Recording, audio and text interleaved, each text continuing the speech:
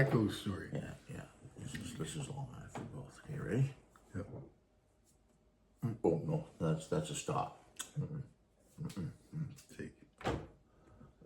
Did you ever hear that? Stop the goddamn camera, you silly bastard. Let's go. Oh, okay. Take one.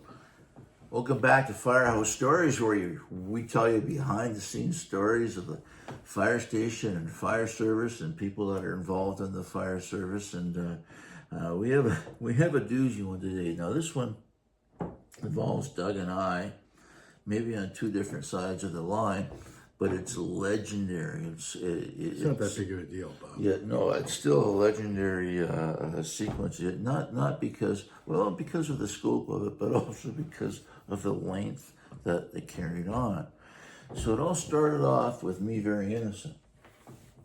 I'm off on a holiday, right? But when I get back, I find the twisted brain of another one of the firefighter brothers pulls me over and says, listen, he says, I got to tell you this because your bunk is beside mine. And we all sat up side by side. There was a wall down the middle, so there was head to head with this wall between, and then from the outside walls are in. But he was at the very end of one, and I was right next to him. He says, I got this Mr. Microphone, and it distorts your voice, right? He said, so, while you were away for your holidays. Distorts it, and it also throws it. So throws it off into someplace, right? So he says, while you're on holidays, he says a couple of times, he says, not every time that night, just a couple of nights, I blew on it, right? And, the next morning I get up to the coffee table and say, did anybody hear that? And somebody would have heard it, we'd talk, and the other guys would go, yeah, right. And pretty soon more and more people heard it, right? So. Well, he'd take it and go, oh. And it sounded like it was traveling across the ceiling or something in the dark dorm, right? So, anyways, I came back and I thought, well, maybe I can add to this, so next night, we work and we hear it, I bring it up at the coffee table. And not that Doug likes the... And you got to understand, the reason he's involving Bob is because he likes Bob. Nobody likes Bob. He's just involving Bob because Bob has the bed beside him, and he didn't want Bob to rat him out. Because Bob might see him doing, whoa, and go, oh, it's you. That's exactly right. Otherwise, I was part of it. But, you see, I took it from there on, so the next time I did it, I brought it up at the coffee table and, built it up, and actually the best part would be to hand it off to Doug, and let him take it and build it up a little bit, because he'd like to build that stuff and talk about that stuff. And unfortunately, when I was first on, we had a firefighter that passed away on duty, so we thought that it might have been his spirit in there, and and then we start talking, like it became undeniable that this thing was happening, and it became undeniable that nobody knew what the hell it was. So the one day at coffee, we thought, okay, tonight this is what we're going to do. Whenever we hear it, okay, we're going to yell, go, go, right? And you two guys or three guys go down this hole. Everybody had to go together. Everybody up. Everybody had a partner they went with to their spot. Yeah, two different spots all around the fire. You had to have a witness. It wasn't you. Well, we were thinking that maybe some of those buggers from another station, when they were coming back from an alarm, going past the hall, they'd stop. A guy'd run up and do this thing in the door and take off. You can't put it past them. No. That would be actually a good one, actually, so.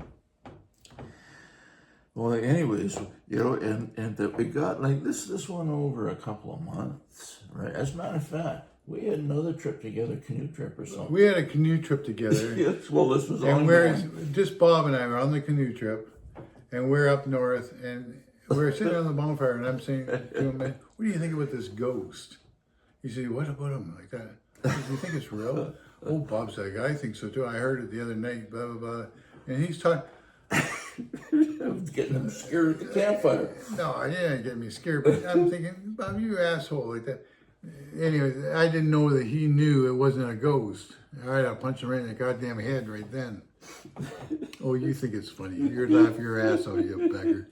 So, anyways, I don't know exactly how it happened. But after, like I say, maybe 3 months, this went on for a long time. That's why it became almost a year. Yeah, yeah, maybe like a long, because that trip was probably in the fall that we were on, right? Yeah, I think so. So it went on for an awful long time, anyways, and I don't know what happened, but all I can tell you, and from here I'm going to split off. I'm going to tell you my half of the story, then I'll let Doug tell you his half, right? But we came back from an alarm, and everybody came back, and I think not everybody went. Some people stayed, and some people. It was in the middle of the night, and anyways, I went to bed. And I'm just about to get to sleep, and all of a sudden I sense, this big malignant thing looming above me, and it's Doug. And he looks down at me, and he goes, "You asshole." You asshole. That's right. Smack her right in the goddamn head. What had happened up to then was I was laying in bed and I heard this, but it came from the hallway. And I had the bed right beside the hallway. I thought, that didn't travel across the ceiling. It traveled up the hallway. Well, it's because the captains were feeling left out, and the captains are in the captain's office sleeping. So they felt like they were missing out on it. So this fellow, this firefighter, Al was his name. I'll mention his name, Al, whether you like it or not, Al. Anyways, he's the one, and he thought, well, I want to involve the captain. So he went out in the hallway and did it. So I took off out of my bed. I jumped up and I ran out into the kitchen. I looked around, and in the kitchen where the eating area is, they had all the drapes straight from the ceiling to the floor. And I'm looking around. He's not behind one of them. And I'm thinking, is he behind that? Who is that? Like that. I look down the hallway, nothing. Just all the lights are off and that. So I thought, well, I'm going to take a squirt before I go back to bed. So I go in and I take a pee. And who comes walking in but Al? And he goes, "Oh, Doug," like that. And I said, "Is that you?" He says, "What?" I said, "Is that you, the ghost?" "No." I said, "Al, is that you?"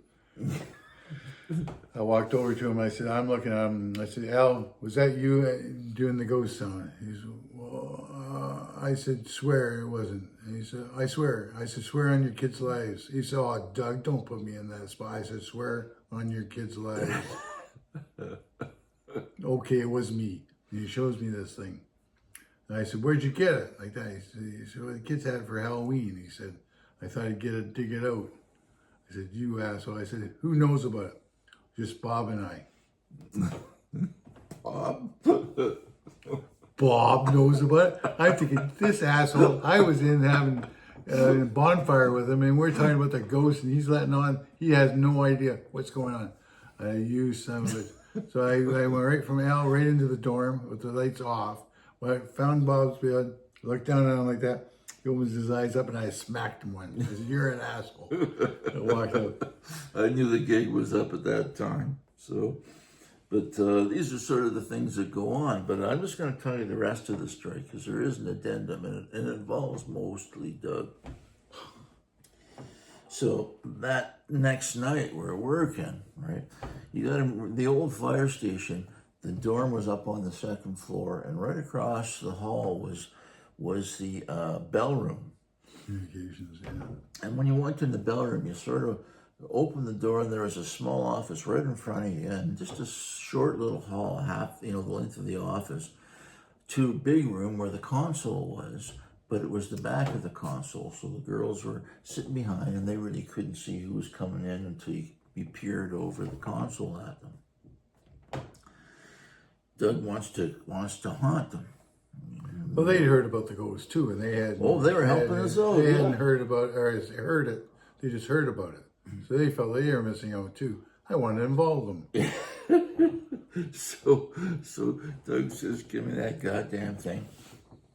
He takes it, and he crawls across the hall and silently opens the door to the bell room, pushes it in, looks down the hall, and none of them are standing on the wrong side of the console. He sees he can run, so he scurries across the hall into the office where the division chief was, right? And the division chief had this desk, an old-fashioned desk that had a knee well in it. So Doug crawls in the knee well, and he goes, and all of a sudden now the girls hear it, right? Oh, can you tell I wasn't there? So, Well, I wasn't expecting them to jump out from their consoles because I figured they're professionals. They're supposed to be listening on their speakers and mics and all their tools that they're supposed to have. But they all jumped out, unplugged, and everything else. They came in. Oh, what's going on? It sounded like it was coming into the office. you're looking for Doug. And I'm under the desk, and I'm like, well, fuck that. I'm caught. So here, Al did it for a whole year with Bob backing him 100%. And I did it for one night, and I screwed it up. I got it, and I screwed it. His first haunting, he got screwed up. But anyways, this is what it was like at one point in time in the fire station, between very, very serious alarms. Actually, there was a psychiatrist just before I came in. I was a student of psychiatry that came in, and as part of the master, she wanted to study the difference between, high adrenaline rush and low, and high blood pressure, so she got permission from some of the guys in the fire department to tag along for 6 weeks. And she said that she's never seen anything like it where, when the guys are on the hall, they're playing grab ass, you know what I mean? I mean, that's like playing practical jokes and kidding around and having a great time with each other. As soon as the bell goes, What do you call it? grab ass. I never heard tell that before. Yeah. So, Oh, jeez. so